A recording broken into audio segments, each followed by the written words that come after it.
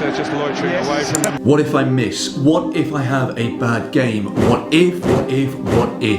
Now this brain of ours loves to make us overthink. It loves to make us dwell on the worst case possible. Now this can be bad for our preparation for the game, it can be bad for our performances during it, and then even after the game, it can make you feel down and unhappy, and then ultimately this affects your next game as well.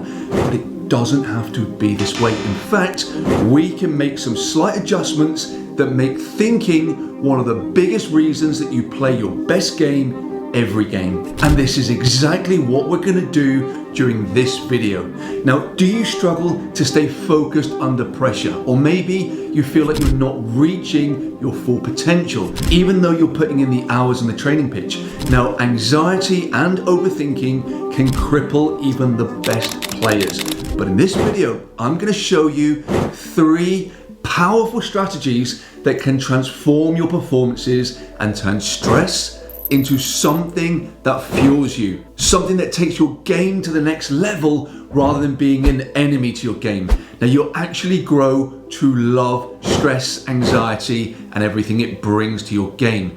Now as a mental performance coach to Premier League players, along with the tips that I'm going to give to you, the last one is an absolute game-changing strategy, one that I use with these players that I work personally with. So first, let's talk about changing your mindset about stress. Now, research shows that how we perceive stress can dramatically affect our performances. Now, many players think of stress as a negative force that diminishes their capabilities. It's like a weight that drags them down. But here's the twist. Stress doesn't have to be a setback. In fact, viewing stress as a challenge rather than a threat can actually boost your performances. Now you see, when you're under pressure, your body and your brain releases stress hormones like cortisol and adrenaline. Now these hormones can actually be harnessed, so they enhance your focus, they increase your energy, and they improve your reaction time. So I want you to start thinking about this stress, this nervousness, maybe this overthinking that you're experiencing. I want you to think of this as your body's way of giving you a performance boost instead of seeing them as something that pulls you down. Recognize them as indicators that your body is gearing up to perform to its absolute best. For instance, imagine that you're about to take a crucial penalty. Now, instead of letting that stress make you doubt yourself, remind yourself that this heightened state is actually preparing you to concentrate better, to react quicker, and to execute the penalty more effectively. Now, embrace the stress. Embrace it as a signal that you are ready to rise to the occasion. Now, studies show that footballers who view stress positively are better able to harness the physiological responses to their advantage. They experience improved performance because they are less bogged down by negative thoughts and they're more focused on this task at hand. So next time that you feel this pressure building within you and you start to catastrophize and overthink, try to shift your perspective. See this stress as an opportunity to showcase your abilities and push yourself to your limits rather than a barrier to your success. Now, next up, we've got pre-game mental routines. Implementing a simple, consistent routine before a match can be a game changer for staying calm and focused during it. Now, these routines help create a sense of control and predictability, and this can significantly reduce anxiety and enhance your performances. Now, within your pre-game routine, consider 3 strategies here. Now, first of all, deep breathing. Now, this can be a very effective tool because of the physical response that it brings within you. Now, I get it, it sounds basic, but taking deep, controlled breaths can help activate what is called your parasympathetic nervous system, and this actually counteracts the stress response within us. So if you practice a breathing technique like inhaling deeply through your nose for a count of 4, holding for a count of 4, and then exhaling slowly through your mouth for another count of 4, this will actually help to lower your heart rate, calm your nerves, and focus your mind. Now next is visualization. And visualization can be another very powerful technique that can change your game. Now spend a few minutes before your next game mentally rehearsing key moments, seeing yourself successfully making tackles, scoring goals, or executing brilliant passes. Now visualizing helps you mentally prepare for your game. It boosts your confidence and it can actually reinforce and develop your skill set just as though you are physically training. It is like a mental training session that primes your brain for a great game.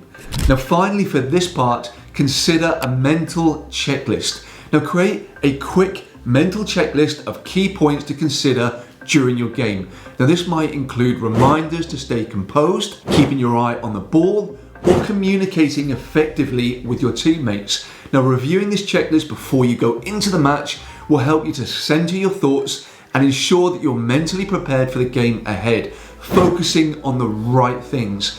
Now by incorporating these elements into your pre-game routine, you're not only calming your mind, but you're also setting a positive and focused tone for the match that's coming up.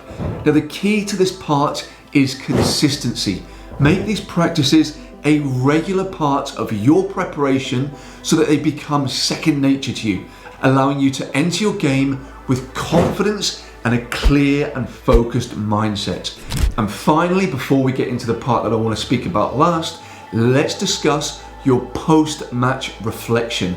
Now, after the game, it is crucial to take some time for reflecting on the game that you've just played.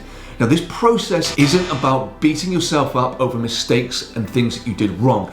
This is about understanding what went well and what you can improve for next time. So first of all, let's review what went well. Start by acknowledging the positives. Reflect on the aspect of your performance that you're proud of, whether it's a successful pass, a solid defensive play, or how you manage to stay focused under pressure. Now, by recognizing your successes, you're engaging the parts of your brain that boost your confidence and reinforce positive behaviors that you'll be implementing in future matches. Next, analyze mistakes constructively. Now, when reviewing areas that didn't go as planned, focus on constructive analysis. Now, ask yourself questions such as, now what led to this mistake? Was it a lapse in focus or a tactical error? Now, how can I address this in training? Now, this process will help you to identify patterns of recurring issues that need attention. Now, the goal here is not to criticize yourself, but to understand and then learn from your experiences. And if you want to go a step further with this, create an improvement plan. Use your reflections to create a plan for improvement. Set specific, actionable objectives for your next training session or your next game that is based on the analysis and your findings. For instance, if you struggle with passing accuracy when you were under pressure, you might focus on drills that stimulate high pressurized situations in training. Now, to really utilize this after match routine and to reduce your anxiety going forward, do this. Start viewing your post-match reflection as a learning opportunity. Now, by doing this, it helps you to transform anxiety into a positive force. Instead of letting mistakes and anxiety drag you down, use them as tools for growth. So when mistakes happen, you know that this is something you're actually going to utilize rather than something in the game that's going to pull you down. This mindset will help you to shift your approach each game as a chance to improve rather than a source of worry and apprehension. Now, just before I come on to this game-changing approach that I personally use with my Premier League players, think of your mental approach like physical training. Just as you physically build muscle through consistent workouts, you build mental resilience through practice. And just consider Lionel Messi. Known for his incredible skill and composure, Messi has spoken about how mental preparation and handling pressure are key to his success. He's mastered turning nerves when going into big games as a powerful performance driver. So here we go. And I want you to consider now your next point of call to check out my guided visualization, which is on the screen now. This is about turning nerves, anxiety, and overthinking into powerful drivers to brilliant performance, actually conditioning this. It is a session that you can come back to over and over again, allowing me to guide you, to condition you into being a performance master on the football pitch in every game you play. Everything we've talked about above, it helps you to condition this, so it's second nature. It's a part of how you naturally operate. It's how I get the best out of some of the very best players on the planet, and it's how we are gonna now get the very best out of you. Give this a go, and I promise you it will make a dramatic improvement to your game. And please leave a like if you found this video useful, as it really helps to support my channel.